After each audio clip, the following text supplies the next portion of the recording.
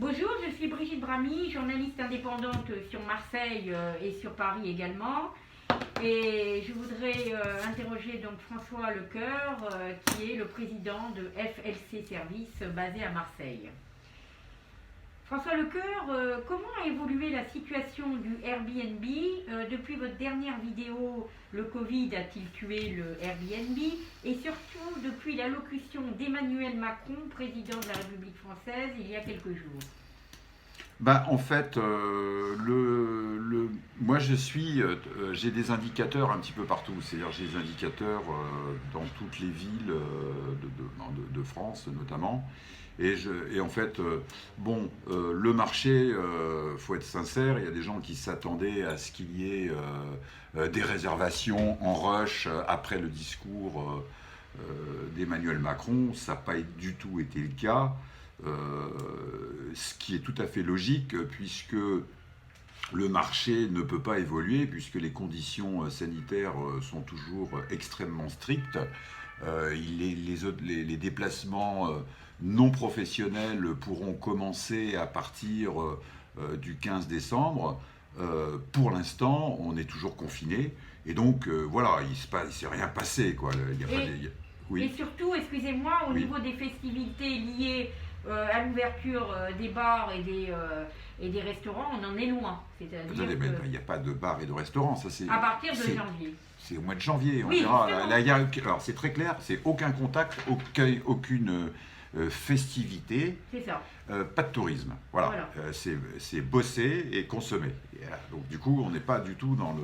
Et pas de déplacement avant, je vous dis, pas de déplacement personnel avant le 15 décembre. Donc du coup, ça limite... En revanche, peut-être que les personnes pourront regagner les territoires de leur famille, juste pour passer... Oui, c'est ce qui... Voilà, ce sera familial, mais voilà, donc du coup, c'est pas ça qui... Il n'y a pas de carnet de commandes, et les réservations, parce qu'il y a encore l'inconnu, c'est sous réserve 2, sous réserve 2, sous réserve 2, donc il y aura peut-être un petit peu de, si vous voulez, de tourisme familial au dernier moment, après, voilà, mais pour l'instant, il n'y a rien. Alors, à partir de votre constat, François Lecoeur, quels conseils préconisez-vous aux voyageurs, aux loueurs et aux sociétés de conciergerie? Si vous voulez, moi j'ai pas de conseils. Enfin, je n'ai pas de conseils. Je réponds à votre question. Les voyageurs, je leur conseille d'être prudents. Aujourd'hui, ils ont l'embarras du choix, donc, parce que les appartements sont vides pour la plupart. Donc, je leur conseille d'être prudents et de vérifier la fiabilité, la solidité, la sécurité des hôtels ou des appartements type Airbnb dans lesquels ils souhaitent voyager. Vous avez une question, vous parliez aussi des loueurs, comme moi. Loueurs, écoutez, moi pareil, je leur conseille d'être extrêmement sérieux, attentifs et d'adapter leur offre par rapport à la situation sanitaire actuelle et par rapport à la demande actuelle qui est essentiellement une demande professionnelle, de s'adapter à tous les niveaux, au niveau de leurs annonces, au niveau de leur communication, au niveau des protocoles sanitaires, au niveau de l'aménagement éventuellement de leurs appartements, de façon éventuellement à faire du télétravail. Voilà, et concernant les sociétés de conciergerie, j'y viens, pas le temps de répondre tout en même temps. Les sociétés de conciergerie, si vous voulez, après, je ne vais pas trop... je ne vais pas leur dire, faites comme moi, on est un peu en concurrence, votre question me gêne un petit peu. Si vous voulez, oui. Je leur demande pareil, d'être sérieux et puis d'être dans les clous, quoi. Parce que là, ça ne plaisante pas. Alors justement, comment avez-vous réagi après l'allocution et l'intervention de notre président? Et qu'avez-vous, vous, en tant que président de FLC Service, mis en place de façon spécifique? Comment j'ai réagi, moi, je m'y attendais un petit peu, si vous voulez. Il n'y a pas eu de surprise, quoi. Je veux dire, on est dans une situation qui est très grave. La règle, c'est qu'il faut être sérieux. Il y a une épidémie qui est pas jugulée. Donc la règle, c'est pas de contact. Voilà. Donc à partir du moment où il n'y a pas de contact, on peut pas faire grand chose. Donc mes sentiments, si vous voulez, c'est pas. Donc qu'est-ce que j'ai mis en place? Ben non, j'ai pas mis, moi j'ai rien fait de spécial. Par rapport à ça, donc je suis attentif. J'ouvre les yeux, je regarde les textes. De toute façon, on ne va pas commettre de bêtises parce que on peut tomber dans. Faut regarder, il faut être à l'affût de tout parce que ça change tout le temps la législation. Voilà, ben, j'ai rien fait de plus que la dernière fois depuis. D'accord, d'accord. Alors, à votre avis, le tourisme va-t-il redémarrer au moment des fêtes? Et est-ce que vous vous attendez à une ruée, excusez-moi l'expression que j'utilise, hein, le mot ruée, comme au mois d'août? Le mot ruée, effectivement, est fort. J'espère, si vous voulez, qu'il n'y aura pas de ruée, parce que s'il y a une ruée, c'est une catastrophe. C'est-à-dire qu'on va directement vers. Parce que j'explique un petit peu. Au mois d'août, il y a eu une demande qui était absolument colossale. Je parle de Marseille. En Aquitaine aussi, il n'y avait pas que Marseille, enfin, certains endroits, par rapport au mois d'août de l'année dernière. Donc si jamais, comme vous dites, il y a une ruée, c'est-à-dire qu'on va droit dans le mur, quoi. Donc je ne souhaite pas, je souhaite qu'il y ait une demande qui soit restreinte volontairement par rapport à ça. Le tourisme ne va pas redémarrer au moment des fêtes, je n'y crois pas, il n'y aura pas, faut pas rêver. Il y a des gens qui se disent pas du tout, on n'y est pas, là on est sur 2021 et c'est pas le début 2021, on est plutôt, je pense, par rapport au deuxième semestre 2021 maintenant, si on parle de ce que vous appelez le tourisme traditionnel, quoi. C'est ça quand vous dire tourisme, c'est ça votre question? Oui, c'est-à-dire effectivement, vous avez très bien,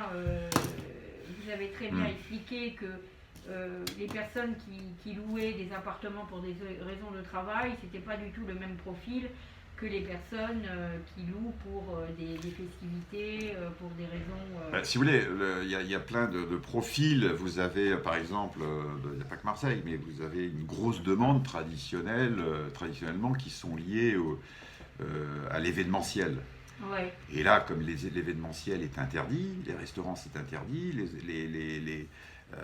voilà, et donc il n'y a pas. Oui, mais François Lecoeur, l'événementiel, c'est quand même le 25 décembre et le 31 décembre. Alors, il y a une petite dérogation, je crois, par rapport au 24 décembre et au 31 décembre, on pourra faire, parce que sinon, après, il y a le couvre-feu aussi. Donc, si vous voulez, ce qu'a annoncé Emmanuel Macron, c'est pas sexy pour le tourisme. Oui, voilà, donc faut pas croire, faut pas rêver, quoi. Et en 2021, alors, est-ce que vous vous projetez vers l'après-Covid-19 avec peut-être l'arrivée d'un vaccin ou les choses vont un petit peu changer psychologiquement, factuellement, au niveau des contraintes imposées?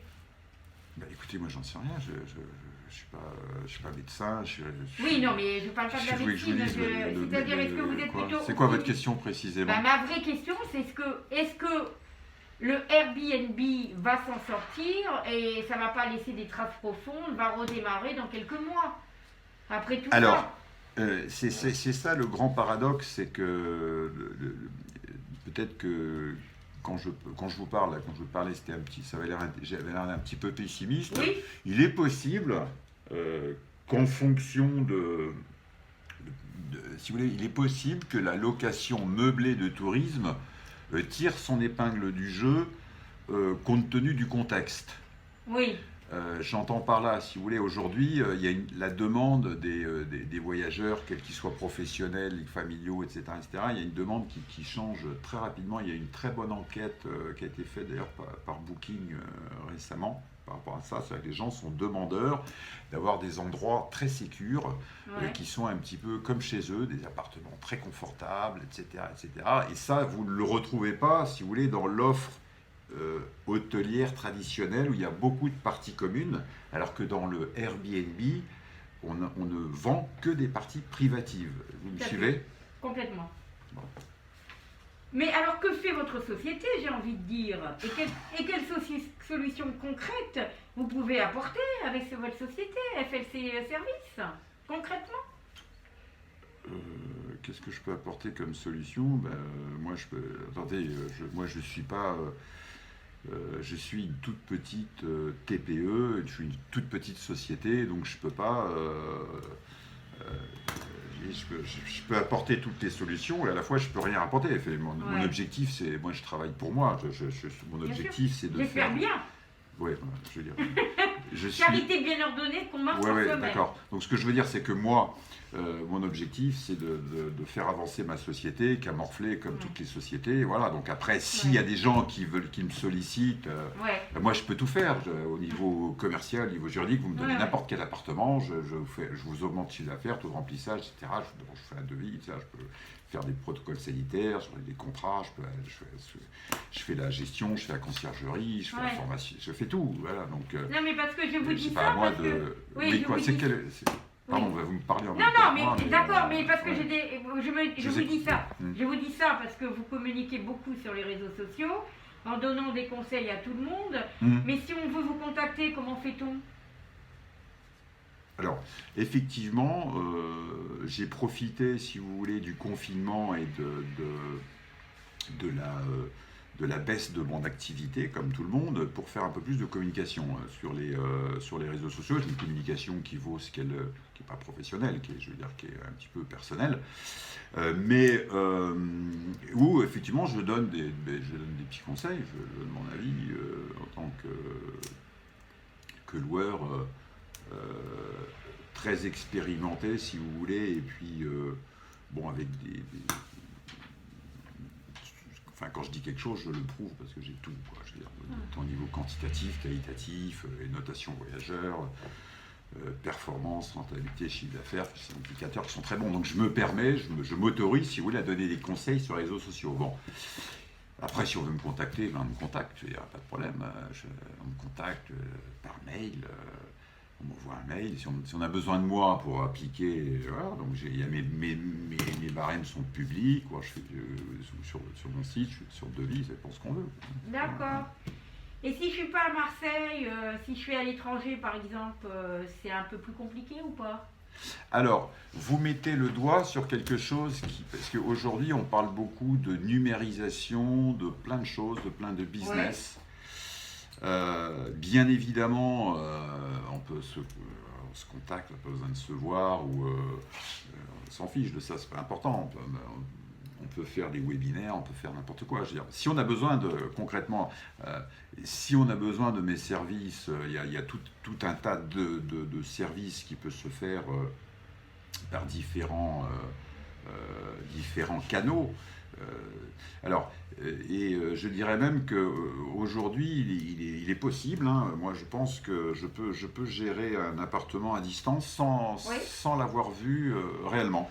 Je peux le gérer, bon, pas la conciergerie bien évidemment, je peux piloter bien sûr, on peut aujourd'hui avec les moyens qui sont mis à notre disposition, de façon à être justement j'ai proposé cette nouvelle offre où je peux piloter à distance n'importe quel appartement dans n'importe quelle ville.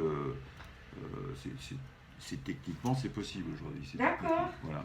Ben écoutez, je vous remercie. Et puis, vos appartements sont vides ou sont... Alors non, ça dépend. Ah, c'est une bonne question. Alors, moi, j'en ai, si vous voulez, j'ai des appartements qui sont remplis à 100%, qui ont un très beau succès, et d'autres qui sont très vides, il y a très peu, il y en a assez moyens. On va vous contacter alors. Ben, j'espère. Mais oui, vous inquiétez pas. Hein. Allez, merci. Vous avez d'autres questions ? Merci. Non, merci. Au revoir.